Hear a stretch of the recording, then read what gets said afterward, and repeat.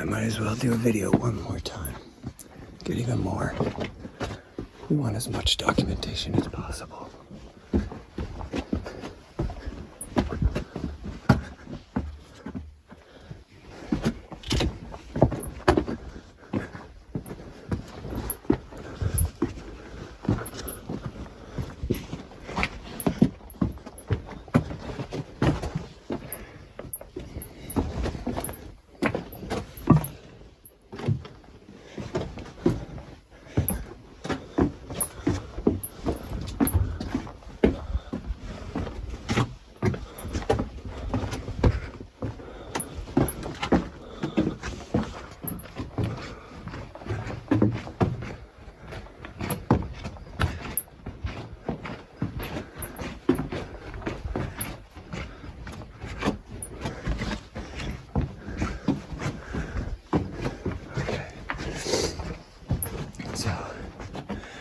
There's the door.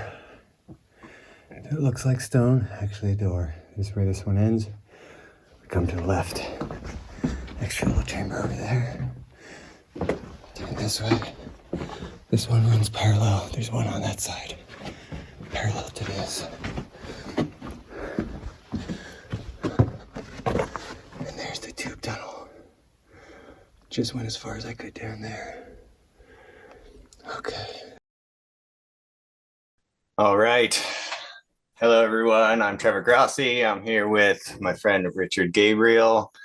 And today we're going to be talking about one of the most exciting complexes on the Giza Plateau that we've both been so passionately studying for many years. And yeah, welcome, Richard. I'm so excited to have this conversation with you. Oh, yes. As we've had it many times privately. So we're going to be talking about the NC2 complex that is in the northwest corner of the Giza Plateau. And this is a tomb complex cave system that goes deep into the heart of the plateau. Yeah, I've been working with you for the past couple of years. I first met you through Bill Brown, who is a mutual friend of ours, who you've been working with for a very long time. And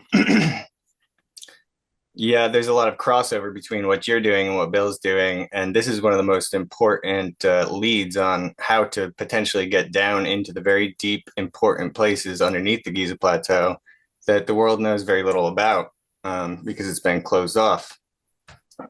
Excuse me. So, yeah, I think we're going to start by trying to go through and tell a little bit of basic context about this, but it's a very exciting subject to get into because I don't think anyone on Earth knows quite as much about this structure as you do. And aside from you and I and Andrew Collins and his team and Zahi Awas and his team, there's basically no one on record that's ever even been inside. And we know that there have been other people inside there, but no one else on record or sharing media, video footage from there. So we're going to show a lot of very rare footage.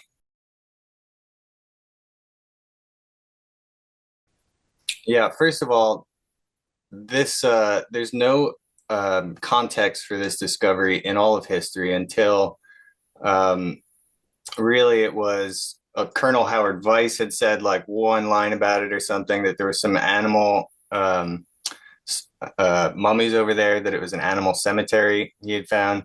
Very little information from him. Basically, the only real documentation we have comes from Henry Salt and Giovanni Caviglia, and this was early to mid 1800s. Do you know the exact date on that? I forget, but 1817. Okay, yeah. So no one ever spoke about this structure ever in history before that point. And then they gave us some very interesting diary entries we're going to get into. And essentially nobody knew about this site until around 2007 or 8. Those diaries were first published. It came into the public view. Is that right? And so this is what Andrew Collins is the one who really brought this to the public attention right in 2008. I think it was, he finally got in there because he was following the journal entries of Salt and Caviglia, that were newly published and gave some clues as to where this thing was. But so essentially, up until 2008, no one knew about this thing. And afterwards, ever since, once it was brought to the public attention, Dr. Hawass went in and put a gate over it, and it's been sealed. So it's pretty much been unknown up until 2008 and then inaccessible since then. So you and I are two of the only people on Earth who have had the privilege of getting to be inside this space. And I think we'll get into this now in more detail. But yeah, basically, I was very lucky just a couple months ago to catch the gate open. Otherwise, there's no way to get in. It's one of the most protected places. None of the guards. It's so difficult to finagle an entrance, which is kind of more what you did because you're a very thrifty Gizatologist expert. You know all these people on the plateau. You're very involved in the village of Nazlet El Saman right there. And you really know how to be smart and respectful and all these things, how to get into some of these places that are difficult to get into. So, so yeah, I think maybe we should start getting into in 2008 when Andrew first found this. It was with Nigel Skinner Simpson and Sue Collins. The three of them did some documentation in there, and when they brought it forward to the public, first of all, Zahi said, for one thing, there's no caves in there at all whatsoever. But then a few months later, he was in there with his own film team for his show Chasing Mummies, and you saw him walking all through the caves. But then he just said, "Oh, they end here. It's nothing much to see." Well, we know that's not true. And we're going to bring forward today a lot of the evidence that has been completely just walked past, ignored, and absolute proofs that this cave system goes much deeper than Zahi claims where it ends. Andrew agrees, I think, also that it's very clear based on Sultan Caviglia's diary entries that it goes past the point where any of us have been so far. So this is the basic context of what we're going to look at. Now we're going to get into all these details, and I would ask that maybe you could share some of your experience from back in that period around 2008, 9. This is when you were actually going in there, same time period as Collins, and he ended up writing this whole book Beneath the Pyramids about that, and putting out a documentary about it, Lost Caves of Giza, which unfortunately, the Lost Caves of Giza, he didn't put too much of his actual footage in there. And I did think that he had some other lots of footage from in there that I saw on YouTube at one point, but I couldn't find it ever again. I'm not sure if it's still up, but his book and film really brought a lot of attention to it. And at the same time, you were kind of doing these missions in there to really, I think what happened was you were going much deeper than he could go with the lights he had and things. You started taking photographs of every surface. You started seeing things that no one else was seeing. And I know there's some really amazing stories that were going on at that time period. So yeah, I'll ask you to give us a fill us in on that story of what was going on back then for starters. Okay, then. Yeah, thanks, Trevor. Yeah, you're giving a good grounding actually to lead us into it. I'll put a little bit of extra context to it, perhaps that would help any listener. And there will be photographs that people can orientate themselves to later on. They can access after this in their own time also. So I'll do some verbal descriptions to help people at this stage. Northcliffe 2, of course, it's a designation. It stands for Northcliffe 2 is NC2. There is actually an NC1 as well as NC2. And the entrance, if you look at the old records, the one that we refer to is actually NC1. But somehow, that got mixed up in the descriptions and everybody knows and refers to it as NC2, but they're actually reversed. There is an NC1 there, and also confirmed to me in a conversation with Mark Lehner, and in a conversation with the director of the plateau, I can say that it is known that along that cliff, and if I could describe it first of all, the highest part of the plateau is beyond the Great Pyramid, and the highest part is actually occupied or was occupied with the Harvard building.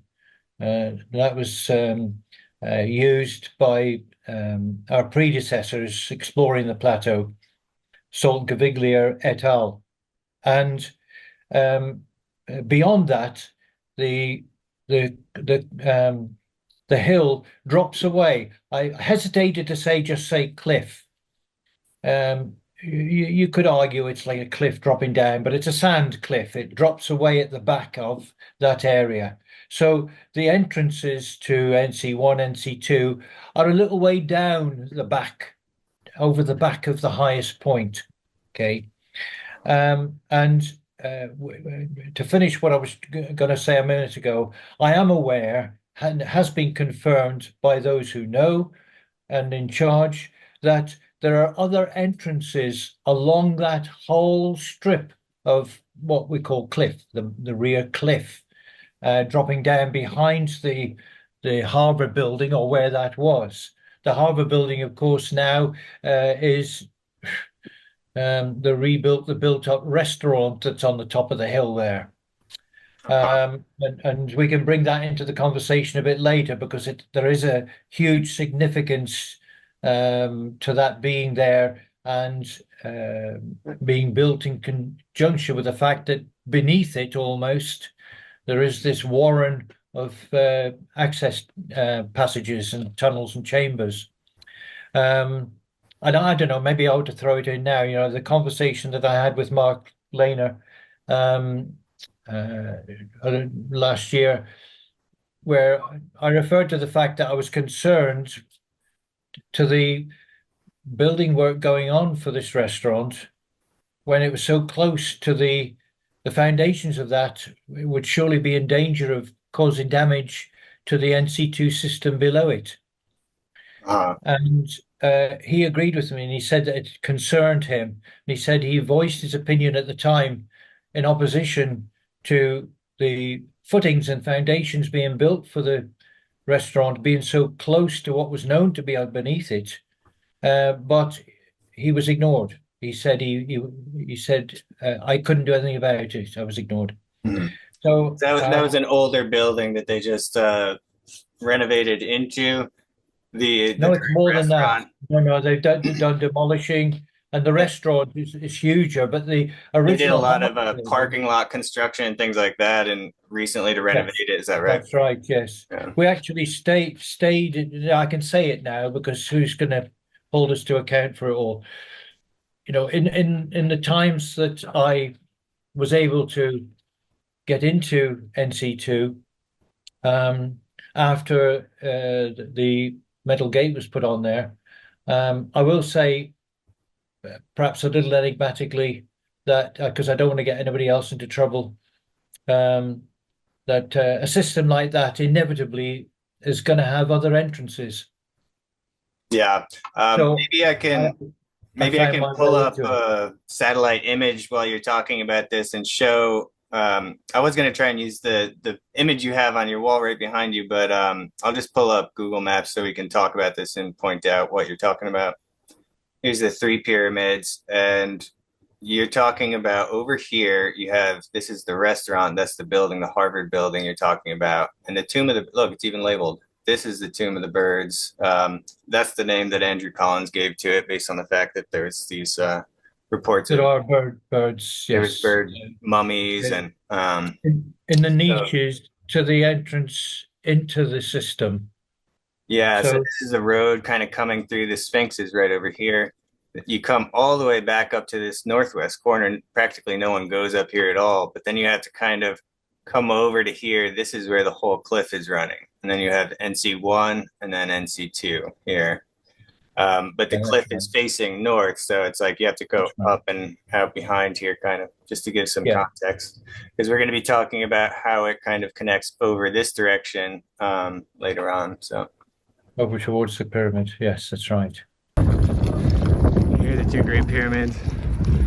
There's the Japanese work site. And now I'm walking up to here. This is the restaurant they just built on top of the Tomb of the Birds and the Cave of the Snake.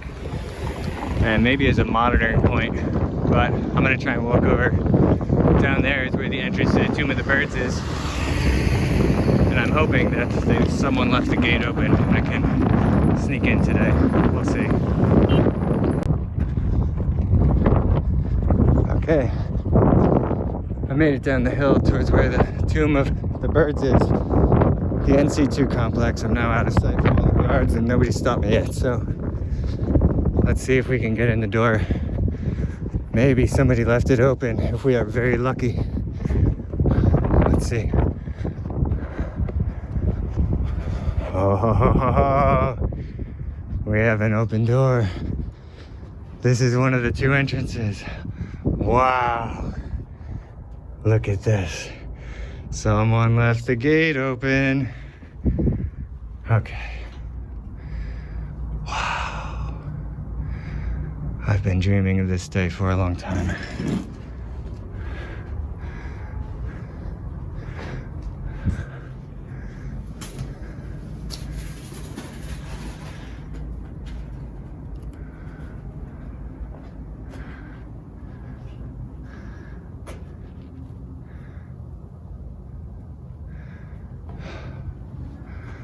These were the shells where birds were mummified. There's still a nest up in one of them. Wow. Wow.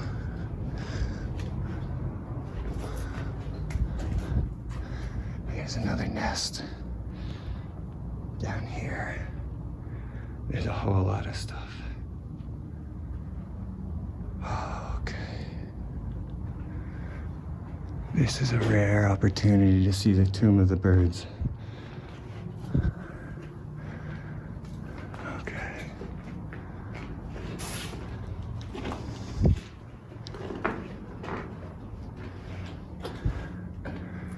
These niches. These had maybe resonance chambers or mummies kept inside them. Now, this is a chamber over here. I'm gonna need to get out my flashlight. And that is the entrance to the Cave of the Snake. I'm gonna get out my flashlight and start a new video. It's pretty darn clear when you go inside NC2 that there are distinct two distinct forms of construction in there. There are chambers in there that are very, very sharp and defined, and others that are much more rough hewn. And you can also see in the parts that are closer to the entrance that there are areas where the rough rock surfaces have been plastered over.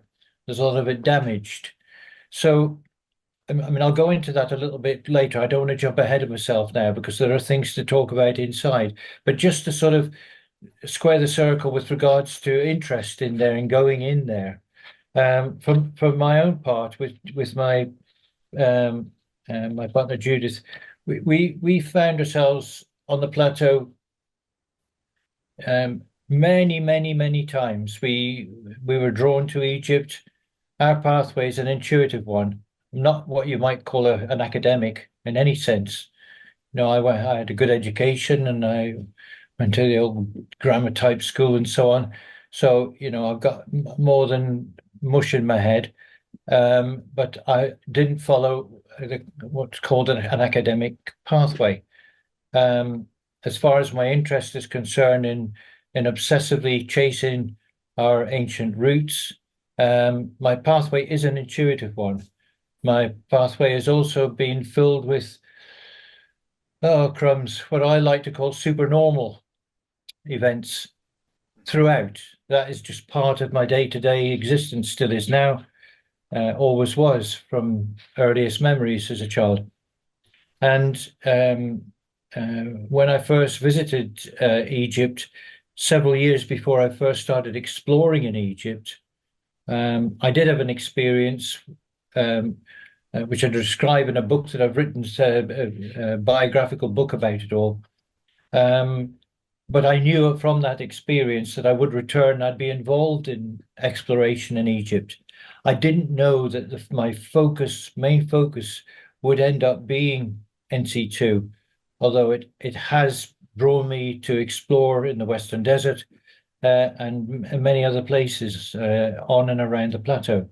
So um, Judith and I were there, and we'd had a week of absolutely mind-boggling experiences. I mean, absolute mind-blowing experiences where without having wishing for everything, but hoping for everything, and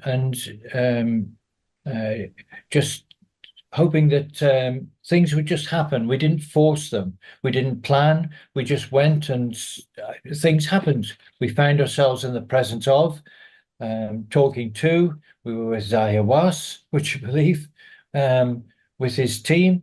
We found ourselves in the care of his bodyguards. It turned out that the guy that bumped into us on this particular day turned out to be the father of one of the bodyguards who said he'd been waiting for us, for God's sake. That was the day we only had a few hours to go and we were returning home that day. And it was over by Menkora. And he says, "Come with me, come, come, come." And he took us and led us through to where Mark Lehner had been working. And he'd just recently found a female sarcophagus there. And the buzz was about the sarcophagus. The police chief was there. I mean, he's a towering guy he is. Brilliant, though, huge sense of humor. And all the guys in this barbed wire around the whole area. And we were led through, and we just absolutely, like the rabbit was caught in the headlights, not believing. I kept having to say to Judith, she's saying, my God," she was exclaiming. I said, "We got to keep it down, keep it cool, just go with the flow of it all." And we ended up being taken down three distinct levels, shown a tunnel down. This is down where Mark was working. And not at that day, that one day he wasn't there. He had gone off somewhere else. But we were taken in, and the police chief shook hands with us and said, "No, you go enjoy, have a good time." Awesome. Uh, in the company of the father of one of the bodyguards. So we went with him, and that last shaft that he showed us, where it was cut, taken up the whole of the floor, pitch dark, sharp as a razor, the sides cut, and he had, God knows from where, but he was prepared with a newspaper. We weren't prepared with all the lights and floods and everything that we would normally have. Barely a head torch or whatever. But he had a newspaper, broadsheet newspaper with him, crunched up, and he told us to stop, don't go further. We couldn't see a thing. But he lit the newspaper, and immediately we could see that the passage floor disappeared. There was a huge shaft, and he dropped the newspaper down into that shaft. And as far as we were able to see it, it was still burning when it disappeared from sight. It must have Wow. been an enormous, it just went Wow. deeper than any of the shafts, even the solar cross shafts. Yeah. The Yeah. deepest shaft ever that we saw while we were there. Mm. And he went like this. Hmm. So he walked out, but he showed it to us. He didn't let you So take a video of that. yeah, if They say only. just for your eyes only. We'll show you, but you can't show anyone else. This was our early days, there, and it was all an intuitive journey. But when we came Yeah. out of there, we didn't have a lot of time left, and we went and we had to say goodbye, and we were wandering around the top of the plateau there. And of course, there was in our minds the fact that, it must have been, I don't know, I'm guessing now, within the week previous, the announcement had come out about, or maybe a little bit longer, I don't know, but about NC2, about what had Andrew and Nigel had rediscovered, you could say. And that was a great buzz. And I remember speaking with Judith, and she said, well, from what they were saying, it's over there somewhere, isn't it? Just sort of generally pointing over the back end of the plateau. And we'd done some wandering about there, but not a huge amount. We'd actually done more wandering around at the back end of Menkora.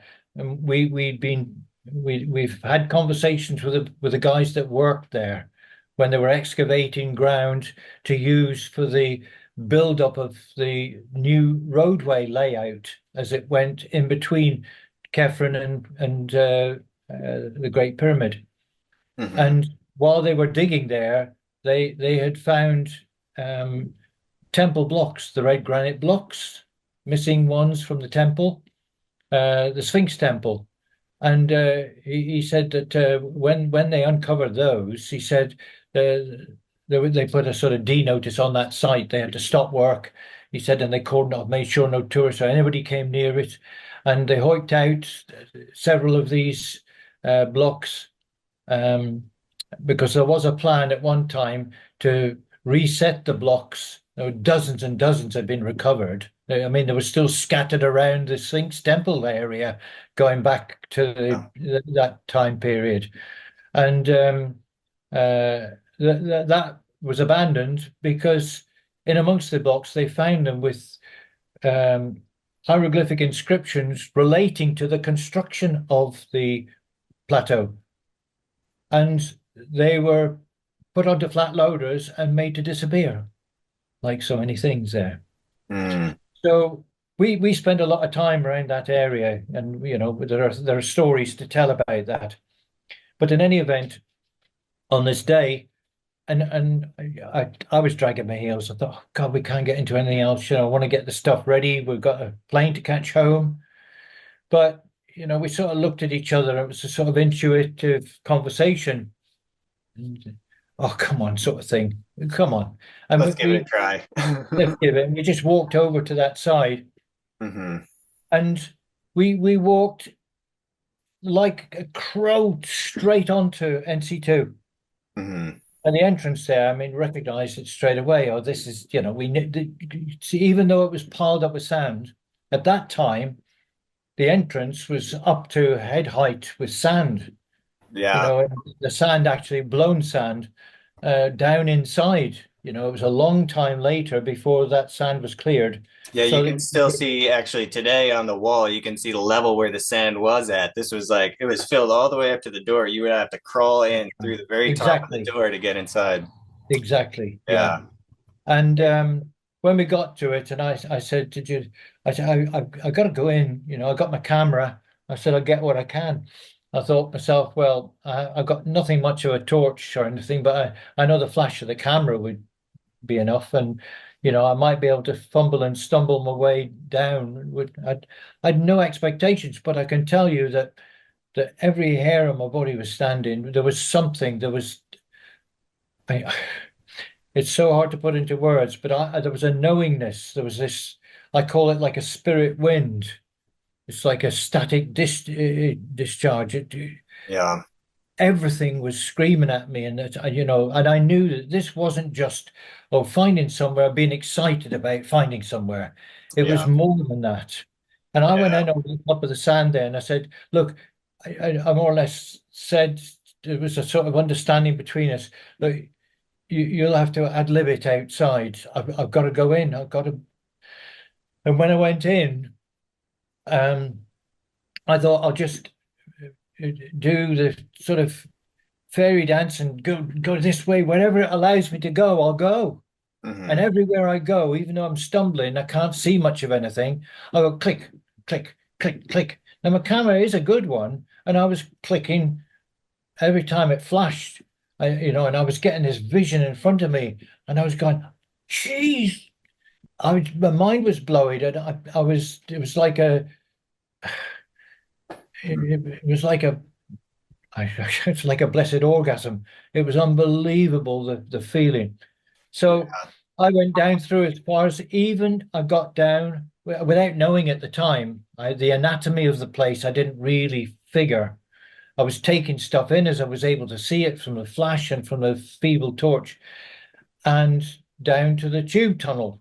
and that you had to go through that, and at the Mhm. time I could see that you could get through, but I'm Yeah. thinking about Judith outside, and I've been in there quite felt like quite some time doing, but I was click click click click click click click Well, in. it's important maybe to say also that like the what Andrew called the tomb of the birds, this is the structure that's in the front, and that what he calls the cave of the snake, because this is legendarily guarded by this enormous snake named El Hanash or Agatha Demon. Got Um, the demon. Either of these names we can talk about in later on, but I just want to clarify that there's this tomb structure in the front that's called, we call it Tomb of the Birds, is like these 90-degree flat smooth walls, and we'll show all this because I'll show the video of me going through the whole thing to for Yes. the footage, but you'll see that once you get to the back of the structure, which is not that big really, it has kind of a passage off to the left and to the right, which we'll look at in a second. But it's basically a short straight corridor that goes back to a raised up kind of altar space or something. And then there's just this one masked up section on the wall there that was filled in with stones. And then part of those stones were broken out. So at some point, you have this little entrance that actually cuts into the cave system, which is much more naturally formed. It's this very organic, looks like water was probably involved in the weathering of it somehow. But it's more a natural looking cave that's been modified. So these are two separate sections. And as you're talking about going from one finally getting into the cave system, this is the part that has been more denied by authorities. And, Yes. eventually Hawass acknowledged it, went to the end of it, to the places we're going to talk about at the end. But it's still only a very short stretch of the cave too that we're talking about, which we'll get to, what's beyond it. That's But right. I mean, you've got the first part. I mean, I'm not won't take up time, but I mean, I've got the poster yeah, here, let's which pick that show out. like, and this is actually it's like a mandala actually because it's showing three different levels. The lowest level is the gray here, either side. You got the entrance to the whole complex Yeah. here. The yellow is where you step inside, and there are steps down either side and separate from each other, and a passage going through the middle here.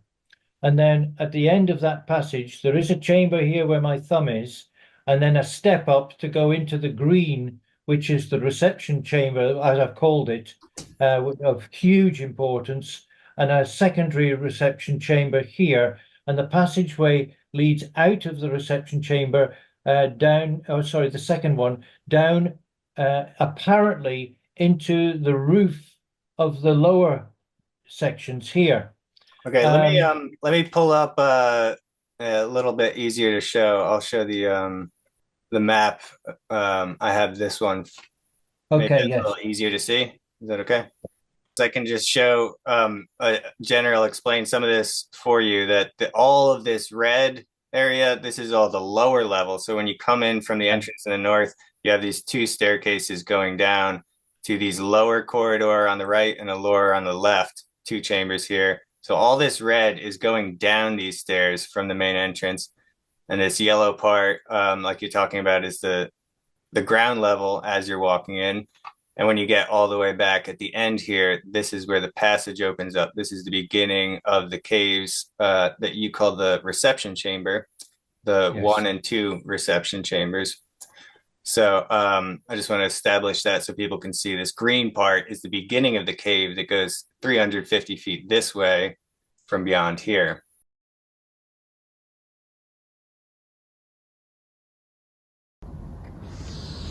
Okay. I'm inside the Tomb of the Birds right now. I've been waiting for this day for a long time. My friend Richard Gabriel has thoroughly documented this cave system and tomb system. And thankfully today, the locked doors Dr. Hawass put up on the gate were finally left open. Now I've walked in, this is the main corridor in, and I've got my flashlight to see this room in here. So this is one of the main chambers. Wow.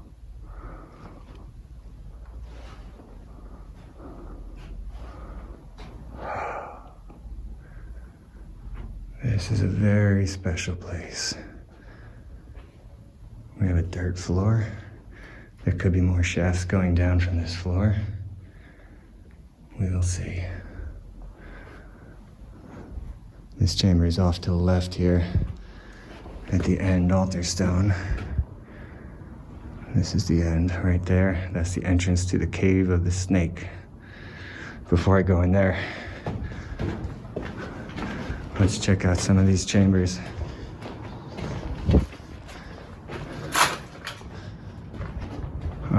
First, this one is to the left. When you first walk in, this is very steep. We've got birds still in here. These are some of the protectors.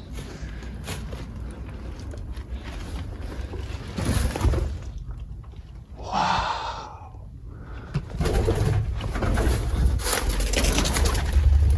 Okay, it's okay, bird.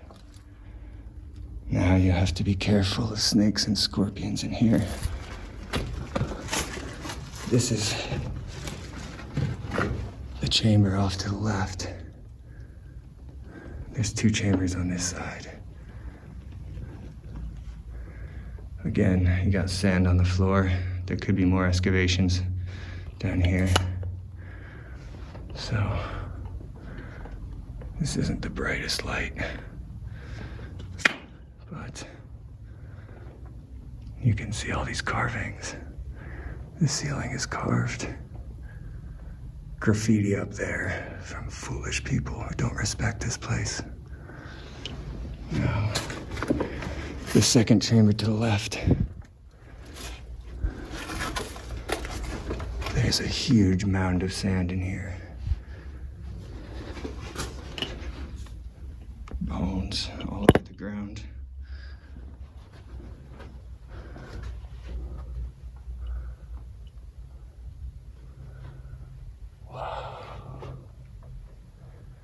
Look at this. Okay.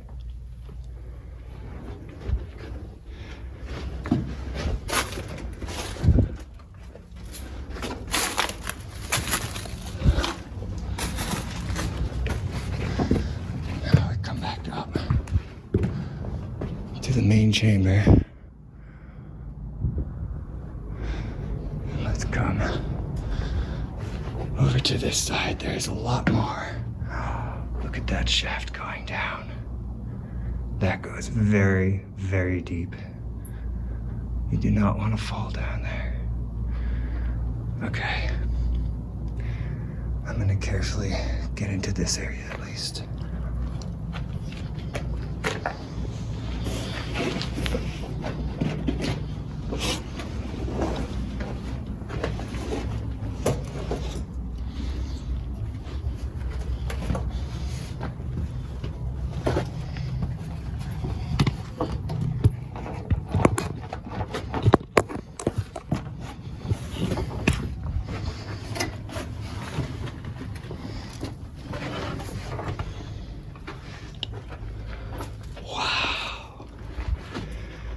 Okay, here's one chamber with another shaft, potentially down there.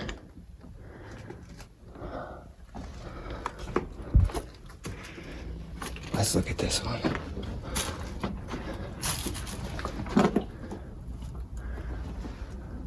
That goes very, very deep.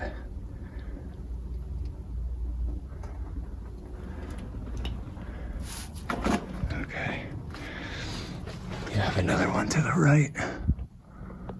Right in here. You can hear the bats. Many bats back in here. Here's the window with a jawbone. There's a skull. There's the second chamber on the right. Look how thin those walls are.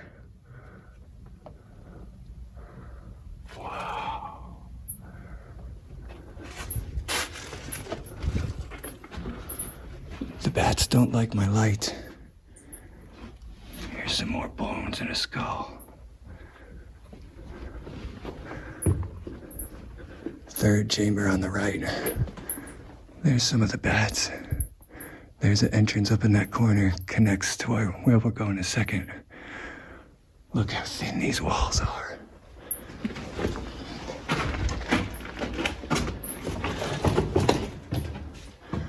Look at that.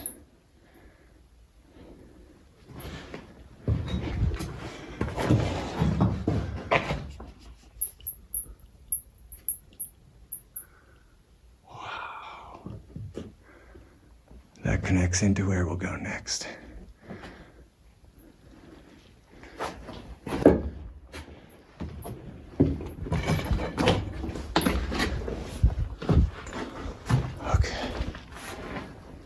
This is the second chamber on the left.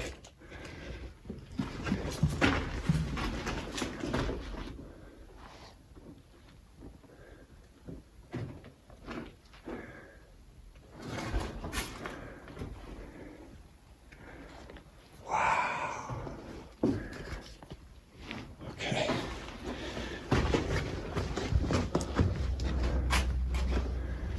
This is the back.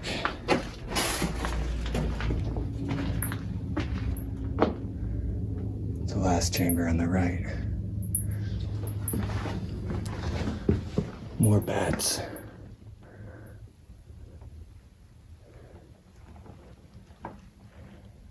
Amazing. Okay. Now, this chamber has a carved space in the floor. And this is right underneath where we'll go in a second. There's an altar right above here. It sadly has been broken up there. We'll show where it leads. Okay.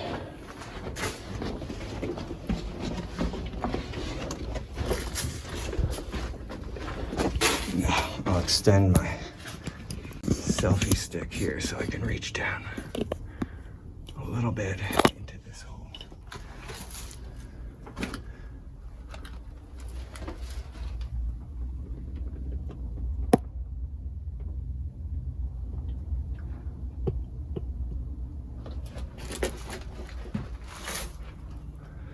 Okay, that goes very deep, and if I'm feeling very brave, I'll follow this rope down after we check out the rest. First, we're gonna go see the cave of the snake. As we're looking at it there now, you can see that there's a pink reddish dot or circular object or something showing at the lower part of that picture, just above and to the right of where N for north is showing. Now that actually is just my depiction to show where the roof, there was a cave in at some Yes. stage from the roof. Yeah. Yes, yes. And the cave in was almost perfectly circular, like a cupcake had dropped from the ceiling down into it. From what I've seen of recent photographs since the destruction that we'll talk about that's been done to it, that has been smashed and bashed. That actually had illustrations on it, and I think that has been removed. Now, opposite that, this one's difficult to see because there's an X that shows to the left of that, where there's yellow and there's white. There is a chamber there, a small chamber, which now has been, the floor has been obliterated and dug. This chamber? Yes, and all the spoil from the floor now has been thrown up against the wall, the lower wall, to a height of 6 feet or more. Yeah, it's all piled up on this side and it's dug Yes. out to this corner. This is super deep and all That's the right. rocks are piled up over on this side when you look in from this way. Indeed. Now that chamber is what I call one of the old ones, because this is where I've got to make this distinction, which is so important. This is from two time periods. Where you're looking at the green on this picture, those reception chambers, which, don't be deceived, are 30 foot long. Yeah. And 18 feet by 30 feet. You can see there, I put a couple of measurements on there. Mhm. I measured the whole of the system on one of the occasions I was in there. And so it's scaled. It Thank you is, for that, by the way. That's great. yeah, it's reasonably accurately scaled. Okay. Now Yeah, that corridor, you can see the corridor there bends off to the right and ends yeah, underneath the green chamber, the reception chamber. yeah, Okay. But it is significant that where it ends, you can see in relationship, it is below where the entrance of the tunnel starts that goes on 350 feet down to the tube tunnel where the arrow yeah. is. Yeah, So so that's this one is significant. coming in from below and ending, and this one is Yeah. above, beginning, going, continuing Okay. almost the same direction. This chamber has a carved space in the floor, and this is right underneath where we'll go in a second. There's an altar right above here. Now, to give orientation, where that tunnel bends to the right and stops, Hmm. if you look represented underneath it, if you look very closely, you can see there's I've marked ALTAR, altar. Now, Yeah, that is an altar stone that was there originally, which had a bowl scooped into the bedrock below it. And on the lower section of that reception chamber, because split right down the middle, where the altar stone is, right about that is here. higher ground there.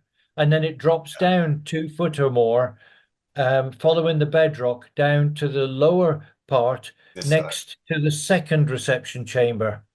Yeah, Now, from the second reception chamber, tunnels from there go along the line of the ceiling, and you can see where I have squiggled them to show where they meet up with those chambers on the right-hand side.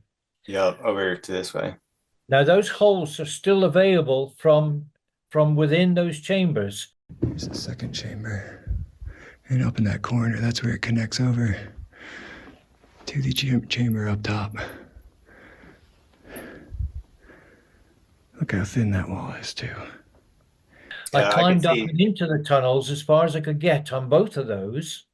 Now they're blocked because there's rock falling down inside them, but they clearly join up to the second reception chamber. And then further down the continuing passageway, there is a niche to the right-hand side that splits into two passageways. I believe that the right-hand passageway joins up with this continuing ceiling tunnel, shall I put it. And I think that that was part of and the source of water erosion and so on that passed through there. I believe, therefore, or I would propose, therefore, there's a potential there for the original entrance to NC2 actually being up within the area of where those right-hand chambers are, up on the surface. Ah, And I think that those chambers, that there were eroded chambers there of some description that were then enlarged, because you can see clearly that those chambers have been enlarged and worked on. They're not all pristine and new. And I also have to say that within those chambers on the walls, not just down in the deeper part, but on those walls, some of them, there are the most stupendous illustrations that can be recovered again, or I have been recovering, working on with deep digital analysis from ultra high definition photographs that I've taken of every surface in there. There are distinctions between them because as I analyze photographs going down deeper, there's a wall section, for example, where there are flying craft on it. mm, Pause. There are sections where secondary jungle is depicted with pyramids, with light poles apparently shining light through the jungle that surrounds the pyramid forms. In the distance on the horizon from this one scene, there's a cityscape showing. You can't see it with the naked eye, but you sure can when you bring it out. You can recover it through digital analysis and so on and so on and so on. So the reason I'm saying all this now, and thanks, Trevor, for allowing me to do this, is that there is an ancient meaning here that it is easy to lose um, by taking the picture as a whole. Are you able to drop that back again just for one moment, Trev? Yeah. Okay, I'm just going to mention this. Where the passage veers to the right-hand side and links up with where the altar is, and just before where the real passage up above continues, there are two things to say. One is that below that altar, the the bedrock was hewn into the shape of an armchair, a throne, with the arms. I've captured all this, by the way, in photographs, with the arms carved into animal forms. Mhm. And beneath the altar, the bowl under it would sort of suggest the knee-jerk feeling that, oh, this was to do with some kind of sacrifice or something at one time. Mhm. But I'm happy to say that um, the looking at the lower wall in that main reception chamber is a huge wall.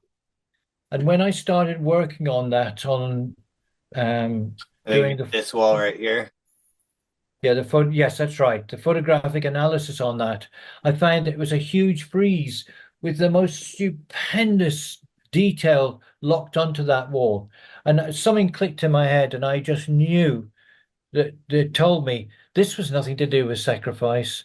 This was Yeah. from an original time. This was to do with preparation, cleansing, preparing before going down deeper into what was below.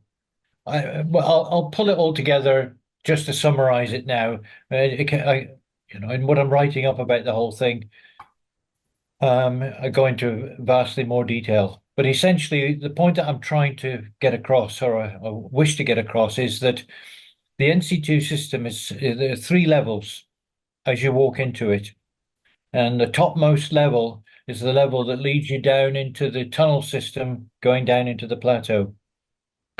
And the significance of what I'm trying to say is that I've been able to discern from within the system that parts of it belong to a time that is vastly, vastly older than the hewn chambers that are more associated with the front end, with the birds and other things, animals that have managed to get into the place. The lower system, um, the access to that would have been through what is now tunnel openings at the top of the hewn chambers in the entrance part, um, and through the step up that you talked about at the end of the main corridor going into NC2. And that was the area that was blocked off that caused so much trouble to identify the opening going into what I've called the reception chamber, which leads to the second reception chamber, both of which lead down into the tunnel system at the top of the picture that you're showing there, where the arrow is, where the green is. Yeah. So you step up into that, and that first reception chamber is of particular significance because it contains an altar stone. It drops level to the lower level. The two levels are joined by a stone throne that was hewn from the bedrock, and animals are carved either side of it.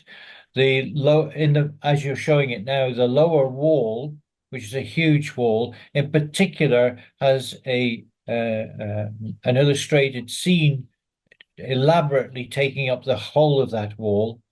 Um, This. and yes, that's right. Yes. And all of that green part is what leads then into the lower system and belongs to an older time, a much, much, much older time.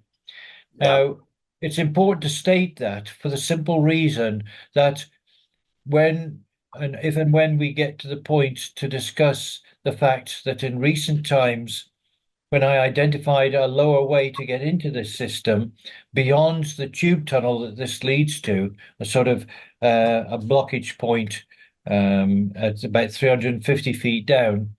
That this part of the system, the ancient part of the system, was so important, despite despite the fact that the artifacts, the illustrations, the layout, the significance of it were of astonishing importance archaeologically, historically. Yeah, It maybe is actually, maybe where I the could, authorities went in and smashed it to pieces.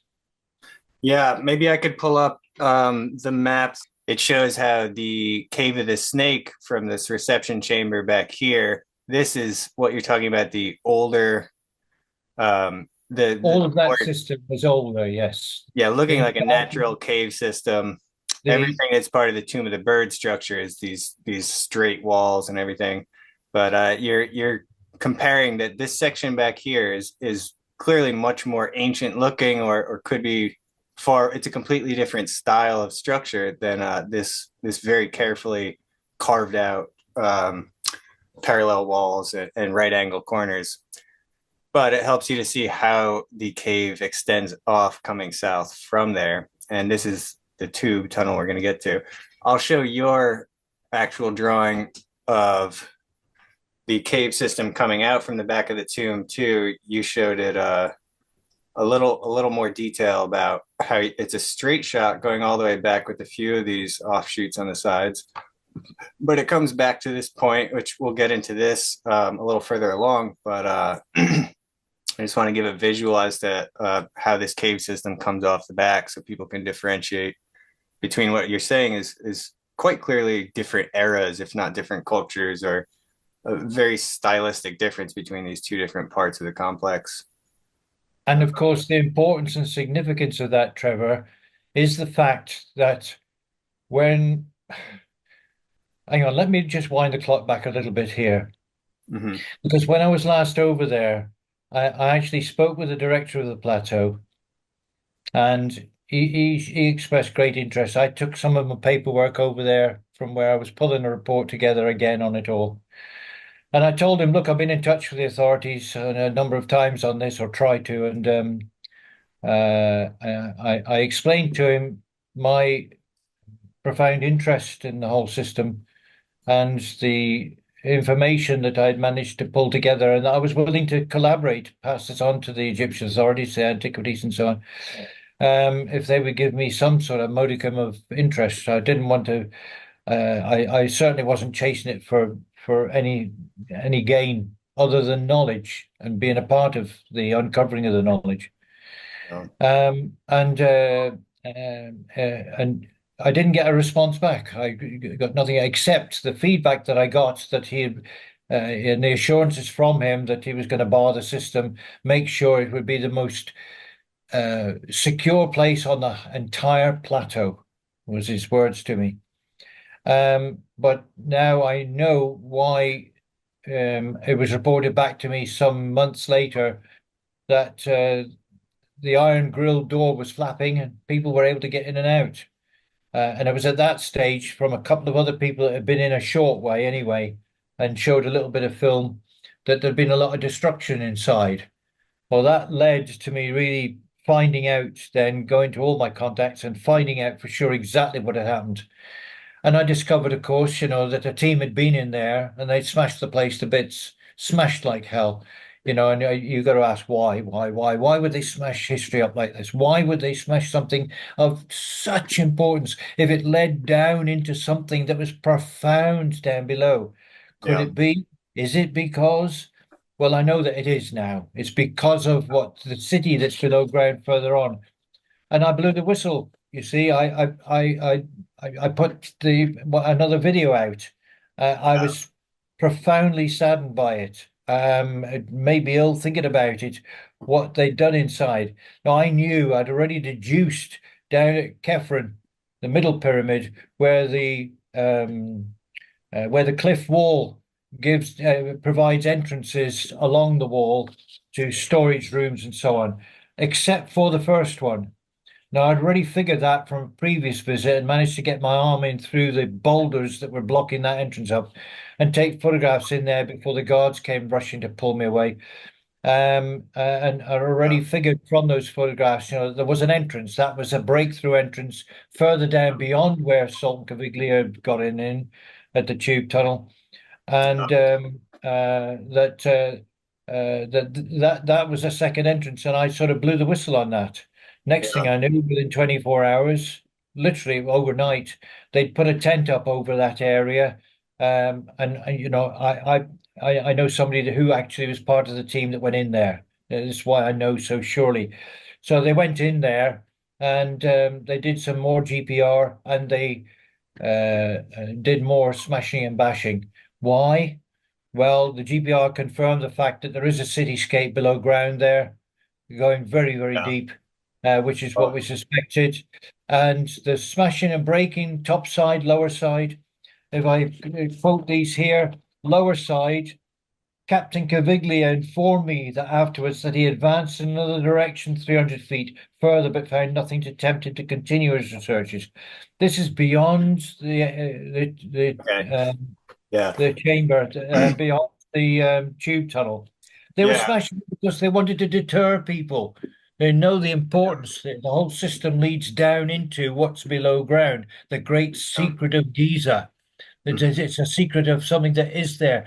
There is great Yeah. wealth, there's great power. Let's use that word in Yeah. whatever form. There is great power to be had by those who get their hands to that whatever's been left behind from previously advancements. And it's worth people dying for. It's worth places being smashed for it to deter others. Well, this is really we're jumping ahead into some things that I can share some more visuals for also, and but you're bringing up so many of the very important points right now. And maybe I was going to say this would be a good chance. We have so much evidence at this point, like you say. We'll mention the actions they took based on the exposures you put out to the public. Within a couple days, they reacted. We'll get into that story, but even earlier on, back when you were first going into this area, Uh-huh. Yes. you experienced something that really, really proves how much this means to the authorities, how far they're willing to go to cover this up, which further proves how Yeah. important it is and significant to the entire human race. Like you're Yeah. saying, it really, the actions of the ministry that we'll get into in a minute prove that they are aware that it is more than just a connection over to this door you're talking about that we'll show, that it does go deeper into the very deep and very large spaces under Giza. That much is very, very clear based on their actions, whether it's proof for extreme probable cause. We can get into that, but can you tell us the story of I know the when one you're Andrew talking about. Yeah. Collins first brought it forward? We know Zahi put the gate on the door, which I don't I don't think that's a bad thing necessarily. I think it did need to be protected, but because it's dangerous for people walking in there. It should be made clear that, I mean, there are spiders, snakes, scorpions. There's holes you can fall in, a million ways to break your ankle or hypoxia, run out of air. There's a lot of dangers like that, but you had an experience that really proved the political dangers of exposing some of the truth that's down there. And so when Andrew Collins brought it forward, he actually got banned from Egypt. He got kicked out and he wasn't allowed to do any work there or be involved for a time at least. And then that was corrected. He's allowed back. But can you tell us the story of what happened in that time, the mix up that was very, very dangerous and Okay. scary? Well, there was two. There was two occasions, Trevor. First one wasn't anything to do with anybody except myself, where um, arrangements have been put in hand. And I've worked with officials and more liberal officials, shall we say, um, authoritative officials, I will say, which has cost me an arm and a leg that enabled me to gain access. Okay. It's done. It's a done deal. The results are far, far more important Yeah. than considering how naughty, naughty, naughty I was to get in there. You got to do what you got to do. And Uh, ended up spending over many, many, many times. I ended up spending so, so, so many hours in there. And I'm going to reiterate now, I've said it on every one of my broadcasts. And that is that in there, I measured, I observed, I learned, I deduced, I figured out, I recorded, but I touched nothing. I took nothing. And on more than one occasion, when I visited and came out, on one occasion, I was actually strip searched, but mm, I was searched on occasions when I came out to verify or validate that I had nothing. I maybe sand that had got inside my shoes or whatever. But that wasn't my purpose. My purpose was to understand what this was all about.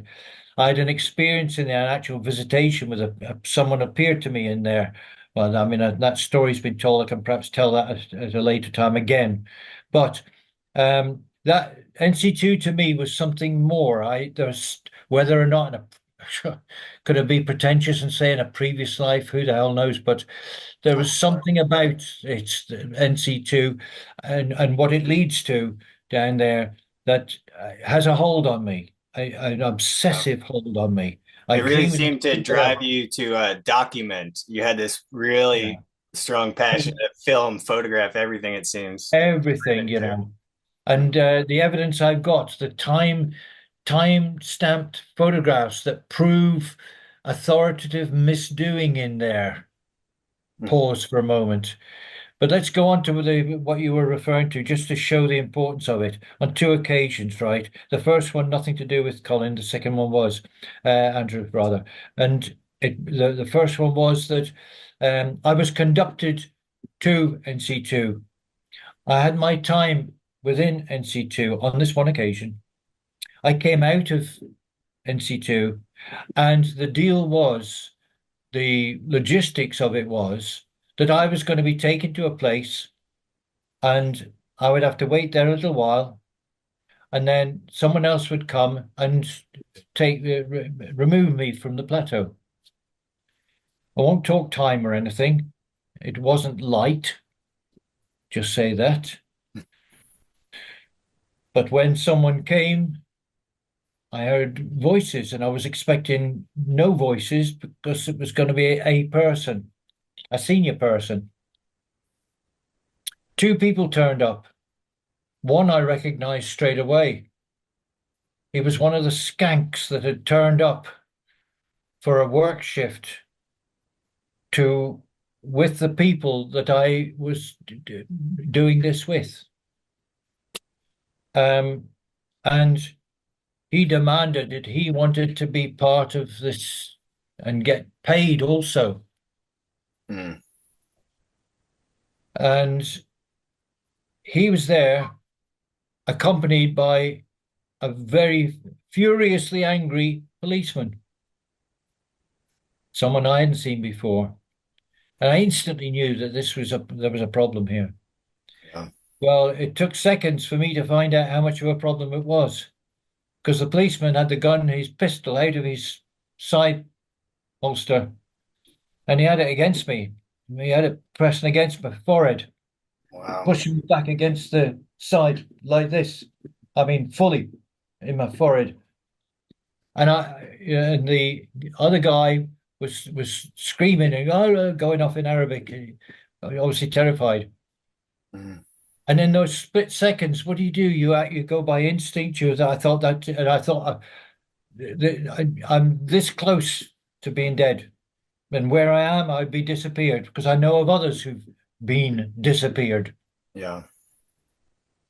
So my instinctive that time, thank God, prior to it, I had taken off my hazmat suit, which I always used there, to protect me from, and also to make sure that I was sealed against anything and everything there. Mm, And I buried it in the sand. exactly where I was at that time, that staging point. It was a hidden, very, very concealed staging point. Hmm. And what do you do? In a split second, you act by instinct. So I went into a probably probably worthy of 10 Oscars because I went into a fake heart attack. I started to fake a heart attack. And I dropped to my knees. He's still pushing the pistol against my head. The other guy is going absolutely nuts. Um, and he was more concerned about me, expiring from a heart attack, it seems, than the fact that he got the pistol against my head. Yeah. Well, while I was sort of in this crouched position, like, and he's gibbering on that, he's fumbling and fighting in my pockets and everything. And I heard my host's name being mentioned. And they were grabbing anything and everything I got in my pockets. Well, I got a little burner phone. There was only one number on there. It was my host's number. Well, they knew who that was because he's one of the dons of the village. Yeah. And a phone call was made, and I'm doing all the frothing, BS and all that on the floor like a idiot, losing my mind. And he got through straight away. I'm not going to mention his name. He summoned them. Now, come. And that was enough. Instantly, he broke away from me and grabbed the other one and told me, you stay. Left me a bottle of water to recover or whatever. And off they went. Well, they came back. I'll cut a long story short in there. When my host got his hands on him, he put him straight. He still had to pay some honor money, which I paid back. But all my goods were returned to me and I was let out and made to come disappear off the plateau safely, Mm. shaken but not stirred. Wow. On the second occasion, on another separate occasion, more pertinent perhaps to what we were saying earlier. Um, yeah, I through my house, I said, I've been down in there a lot of times now. Maybe I should try it, and and I'll put some of my much saved money to it. I know it would cost a lot; it always does. So yeah, yeah, we can arrange that. Yeah, pay the money, and that'll be sort of semi-official. It won't be official, but the official will know, and Yeah. you'll be conducted to it. But it'll be on safety. You'll be allowed in for a set time, and that's it. Be sort of semi-official, Yeah. and the boss would know. You know. Okay, fine, great. I thought, great. Well, this time I can relax a little bit. I knew there was a couple of things I specifically each time I went in. I was checking on the research that had come out of the previous time because each time yielded more and more and more. And I was starting to understand the system more and more and more. Right. So I went in each time with a target. I need to find this out. I need to observe this. I need to measure this and just check this or that or that. So, okay, then. And also to see what had been done in the meantime, because I know that rape crews had been in there. I've got As I say, I've got time date stamped photographs that show you before and after of what was done by them when they went in there. Yeah. And especially Uh, my recent footage from just a couple months ago. We're looking through all of that right now. Some of the differences between whatever that was 15 years ago but or they were, something yes, like that. absolutely. It's Yeah. huge difference. Huge difference. So on this occasion, there I was, and the deal was I'd go to the back entrance. People don't know the back entrance because there's a police station there on the fence line. It's all been built up now. It's much more secure and there's lots more been done. But at the time then, it was pretty rough. As you say, you're talking 15 years ago, Um, and let's say a uniformed person was taking me in the car from the police station area, and I was going to be brought over to the Harvard and handed over there to one of the crew guys work there. I actually between you, me, and the gatepost. I knew the guys there anyway already. Which I stayed, slept at the Harvard building a few times. Okay. Shh. Yeah. Okay. Um, so that was the deal. Now, at the time, the guys at the station, oh, they're all hooting and hollering and having a laugh together and all the rest of it, all policemen, good natured and so on. And I was in the car. The car was, but he was talking away, gibbering away, and I'm thinking, God, just get going, just get going. Come on, I just want to get, I want to get down there again. Come on. Anyway, he kept talking, so I'm sat in the car there, and apart from his car, it's quiet, over the back end of the, you're just on the edge of the sort of urban desert, if you like, um, and there's no other noise, but.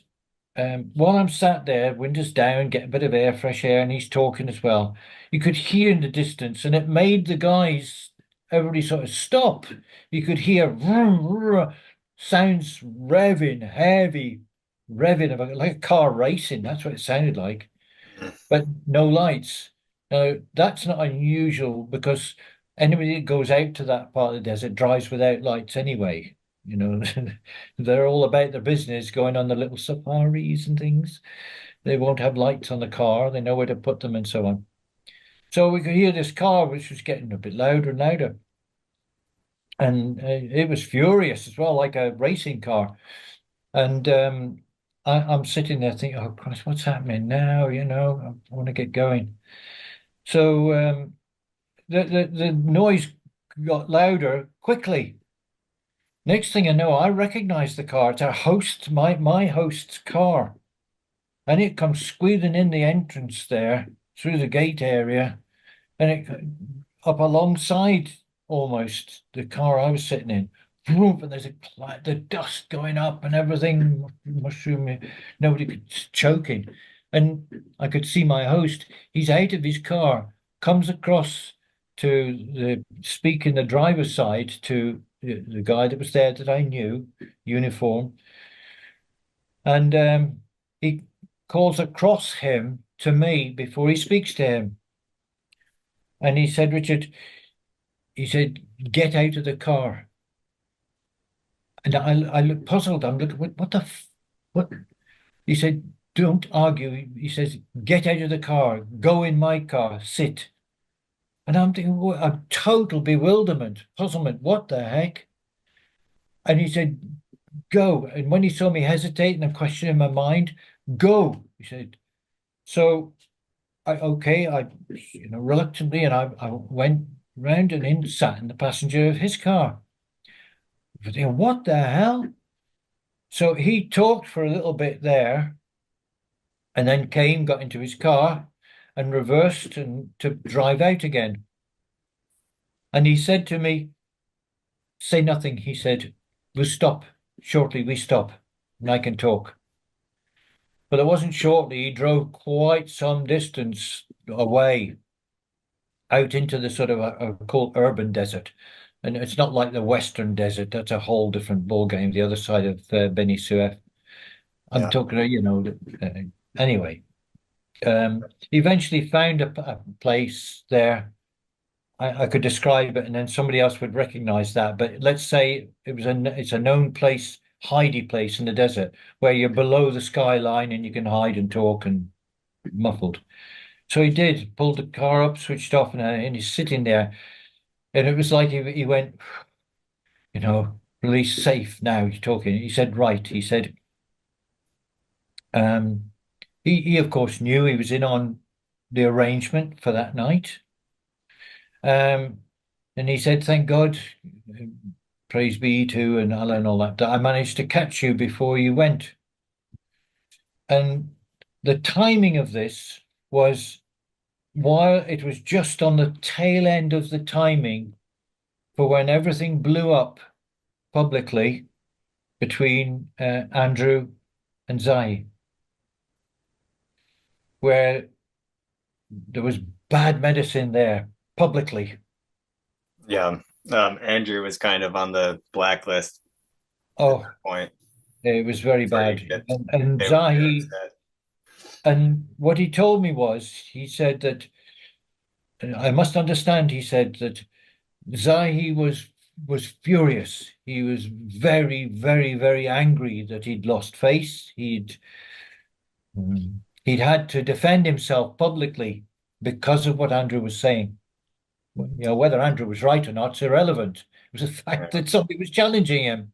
Yeah. Well, he did say there's no caves here when, he could have just checked. So what he did, this is the story I'm told that was reported back. I can't tell it firsthand. I'm giving you it as it was given to me. Yeah. And what was given to me was that in his unhappiness at what had happened, he had sort of done what he does, and we've seen it on film. He takes it out on the people around him, and the person around him happened to be the next guy in line, plateau boss. Mhm. So he was stinging like hell. And when at that time the message came through or the information filtered through that somebody was paying to be allowed to go into NC2, he believed it was Andrew Yeah. and that they were going to be host to Andrew. So they confused you for Andrew at a time when Andrew wasn't supposed to be in Egypt at all. That's right. And Egypt was not, Andrew was not going to be allowed to leave Egypt. Yeah. Yeah, they weren't Because happy. I was told, what I was told from my man, he said, if you had gone, Richard, if you had gone, he said, you would have been given a lesson and you would not have come back from there. So, I mean, it was clear. He managed to intervene. And the reason he managed to figure it, he said, because on the, um, what's the name of on the end where the Harvard is, one of the guys there is a personal friend, well, through family related friend of my host. And he realized what was happening and phoned back through to my guy and told him, you got to do something now, or he's not going to come back. So that trip tipped him off, and he immediately jumped in his car to intercept me, which he managed to do. Yeah. So on two occasions, he saved my life. Hmm. This is a really great, yeah, person who's become a friend of mine too. I'd say thank you. Definitely, I can't have amazing. words that are Eh, good If enough. if that had not worked out, if there wasn't something upstairs coordinating, making this happen at the exact right second, you would have been killed and dropped into a shaft and covered over with sand. As others have that we know of. Yeah. And that would have been Andrew if it was actually Andrew too. This is It would have really been Andrew. That's right. It would have been if that had been Andrew, he would have been done away with. Um, and that's especially, I mean, and he's pretty famous too. It's like what it's odd he to was a think the good guy. logic behind this. This would have been a very big deal. I mean, it would have been terrible if something happened to you, of course, but like, I mean, this scenario really should make people think. What is so important about this cave to make it worth that much where they would go to yeah, just taking someone out. We do know many people who have gone underground and never come back. Yes, A lot of situations yes, about this. yes. um, We have other stories, as you rightly say, we do, I had and mentioned in not just reported. I mean, my mind goes back, and I have it. I'll take it to my conscience till I die. Where that lady, the mother of one of the group associated to the six who heinously lost their lives in the village, where she was on her hands and knees, clinging and pleading, crying her eyes, pleading with us to do something to save her son because he had been snatched and he was the one. He didn't die down the hole. He was in jail. Um, but I understand since that he's gone. He went. Another one. Um, Um, this so is a it's story. dangerous. But the Yeah. stakes on this, Trevor, and I'll maybe pull this back to establish the link beyond any doubt. The stakes here are sufficient that utterly, utterly priceless evidence, artifacts, and so forth can be smashed by commissioned gangs to go in and do that job by authorities of some description. Okay. Mhm. And people potentially can lose lives over it. That's something, the the importance of it has to have um, not a price tag on it, perhaps, but a value on it that is so high that it warrants those actions. And what I am saying, I go in line with others who speculate from their own stance that Giza indeed was a place pre-catastrophe, that just like Cappadocia and other places in the world where a buried city exists and repository. And it is what that has to offer that that all of this secrecy and everything else happens with it. Yeah. And it is the reason why now we're so excited that following the revelations to the things that Zahi and others said, no, we know everything there is about this. There is nothing more to find. The Great Pyramid, and we know now it is like a cheesecake, just the same as the plateau.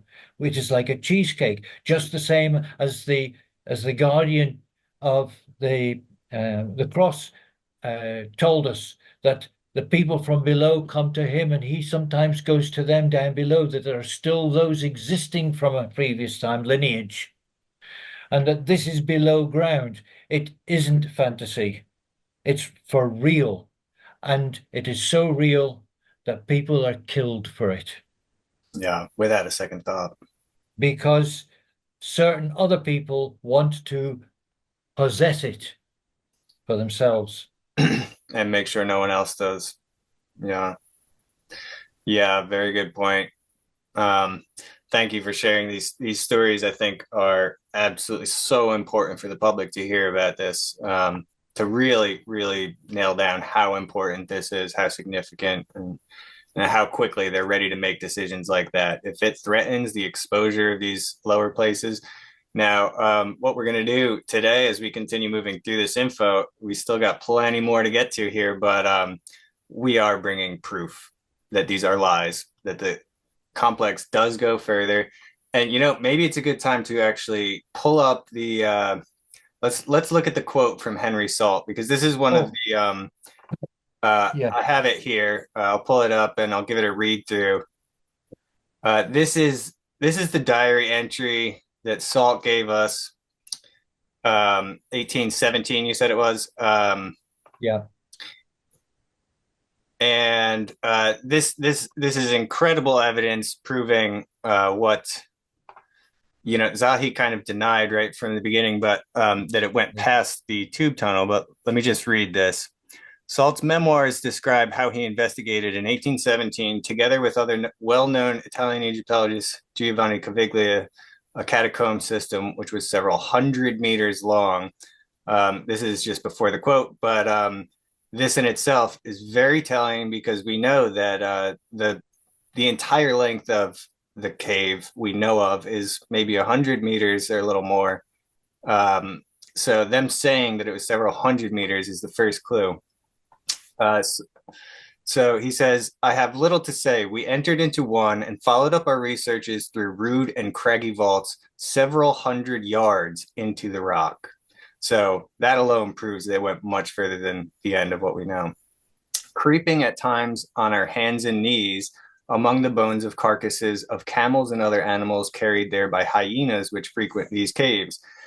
There is also our second clue, creeping at times on our hands and knees, there is only one place we know of within the known areas of the cave and tomb complex where you would have to crawl on your knees. And this is what you have called the tube tunnel, which we're getting to.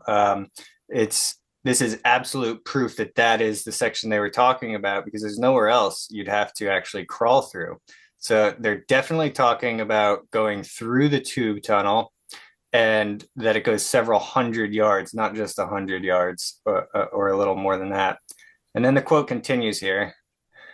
At last, we entered by a forced passage, that's the tube tunnel, through a thin wall into a spacious chamber, which presented nothing to our view but bare and moldering walls. This is by oil lamps.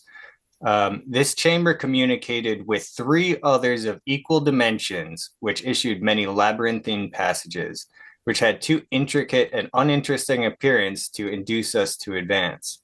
Captain Caviglia informed me that afterwards he advanced in another direction 300 feet farther, but found nothing to tempt him to continue.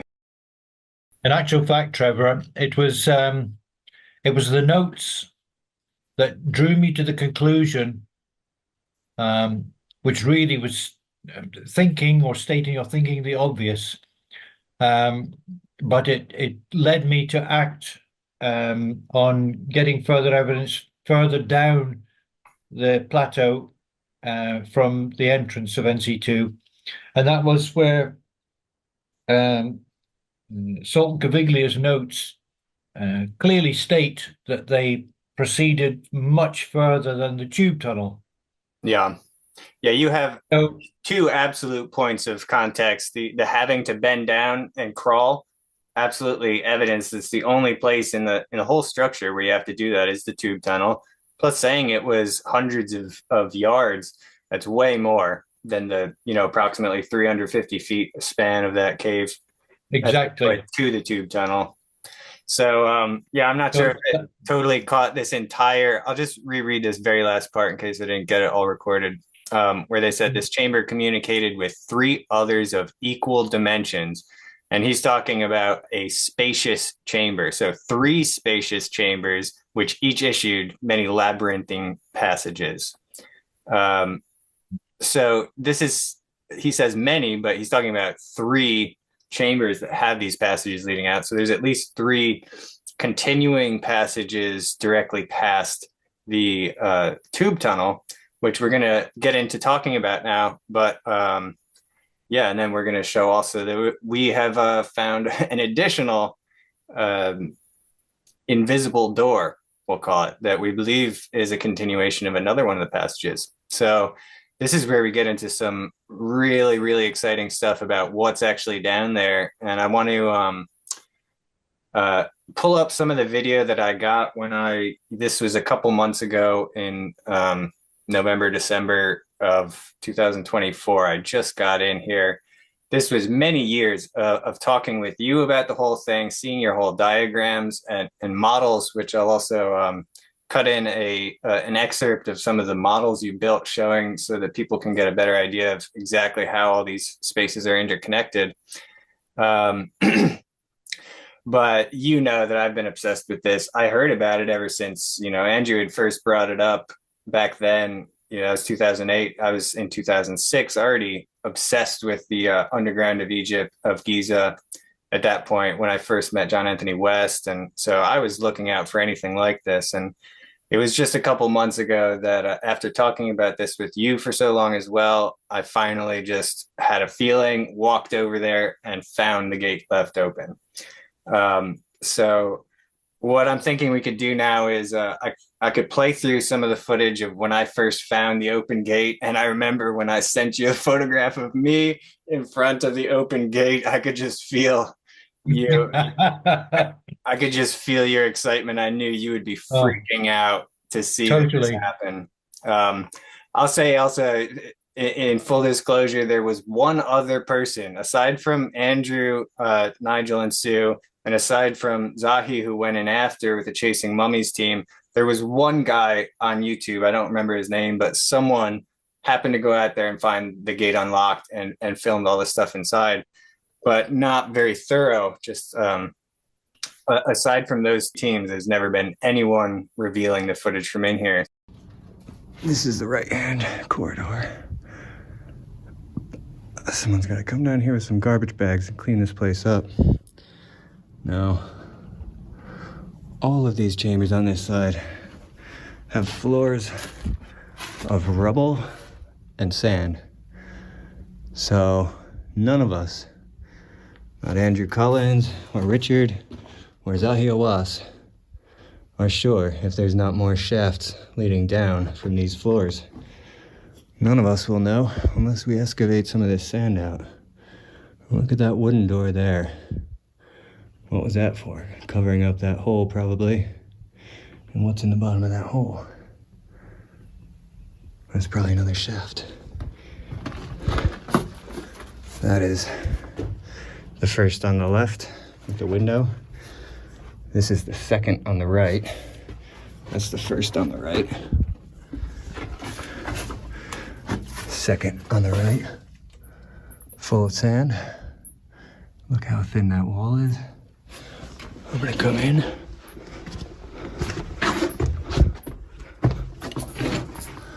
I didn't come into this chamber yet, this deep, so let's see. Okay. Huge bones everywhere. Yes. Giant chamber. Again, floor is covered with sand. Except where you can see this window. Very thin wall. Got knocked out, and these are all chunks of this wall. Look how thin this wall is.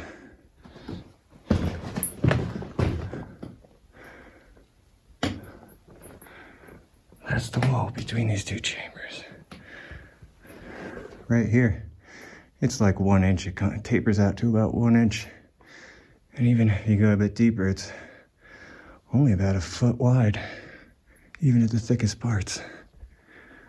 Unbelievable. Amazing.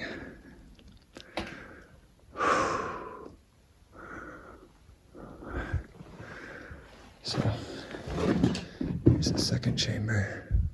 And up in that corner, that's where it connects over to the chamber up top. Look how thin that wall is, too. Okay. Get some photos of this room. And again, the back end of the right corridor. When you come to the right off the bat. Let's go inside this one, the second or third chamber on the left-hand side of the right-hand corridor. Wow. Incredible.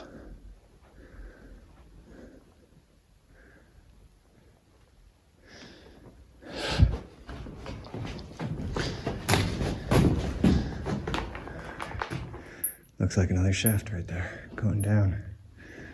Again, we're not seeing bedrock on any of these floors. So we don't know if there's more shafts leading straight down from all of these chambers. Definitely a lot of trash blown in here. So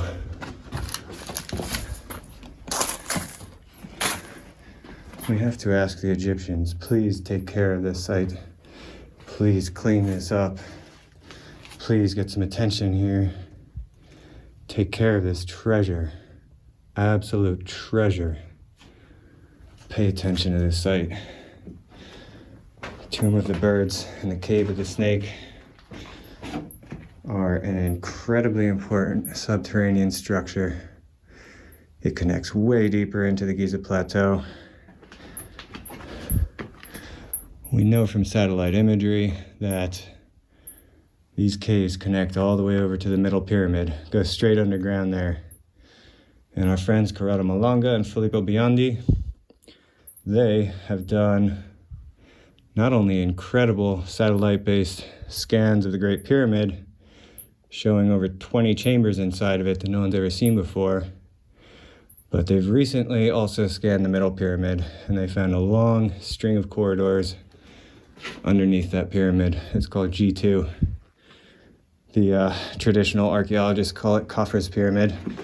But these caves lead all the way to that pyramid, and they likely connect even to the chambers that Malanga and Biondi discovered under that one. And probably to the chambers that the Japanese team just discovered in the Mastaba field to the west of the Great Pyramid and to the north of the Second Pyramid. And we think these caves come out to the doors that are in the northwest corner of the Middle Pyramid, which have been blocked up and sealed off with stones right after our friend Richard Gabriel exposed all of this and showed what a treasure this place is. So not only are they covering it up, but they're filling it with trash. They're disrespecting it.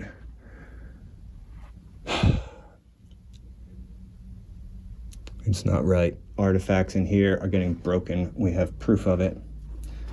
Richard has shown that there used to be artifacts all over the ground in here, and he came in, walked right over them, documented them, filmed them, left them to be. Then he came back after a certain other group had been here, and all those artifacts were gone. And many of these artifacts were destroyed, broken, vandalized, graffiti on the ceilings. This is disgusting. This cannot happen. We need some attention on this site.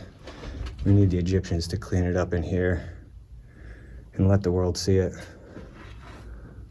It was after Andrew Collins rediscovered it all that Dr. Hawass came in saying that there were no cave systems at all connected to this tomb. A couple months later, he took his team in with the Chasing Mummies TV show he was doing, and he went all the way into the cave system that comes out of here after he denied it existed, which is right back there. And then he got to the so-called end of it and said it didn't go any further, which was a lie. It does go further. Henry Salt and Giovanni Caviglia proved that in their mapping of the whole complex. They went past that tunnel at the end, the tube tunnel, we call it. But that's where Zahi stopped. That's where Andrew Collins stopped. That's as far as Richard's gotten, but now we have proof that someone sealed it up from the other side because it connects through tunnels that we can see from satellite scans that go straight to the Second Pyramid. So that's the Tomb of the Birds, and I'm so grateful that I just happened to come out here today and someone left the lock off the gate. Thank you, someone. Okay, that's it, the Tomb of the Birds. I'm gonna take a water break here because I can barely breathe. Very dusty. Okay.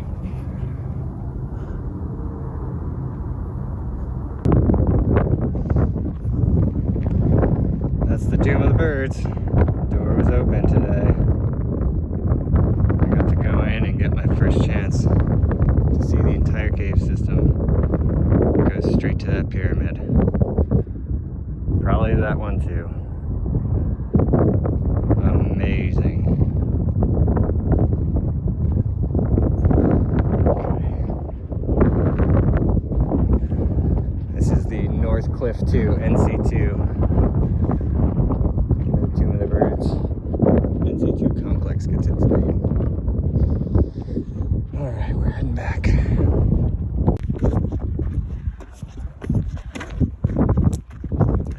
We're just leaving the NC2 complex. It's right down the hill here. But what's this shaft?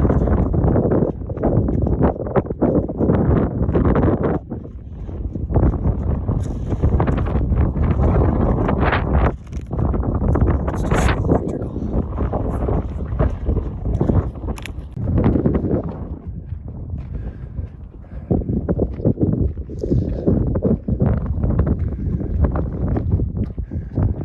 Just leaving the Tomb of the Birds. There's the restaurant. It's the Khufu restaurant they built.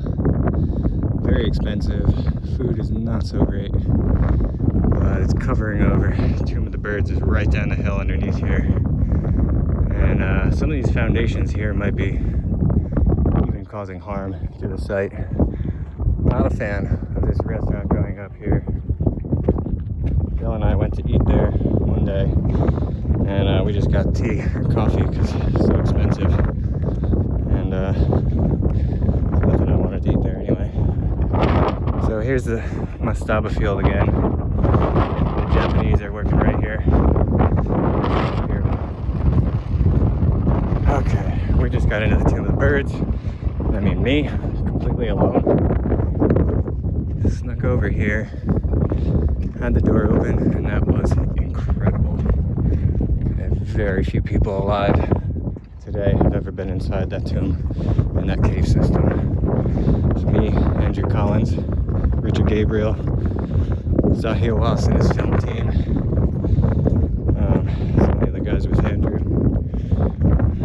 One guy I saw on YouTube happened to catch it up one day, and me. It's the only people I know of alive today who have been in there. We gotta protect that site, it's very important.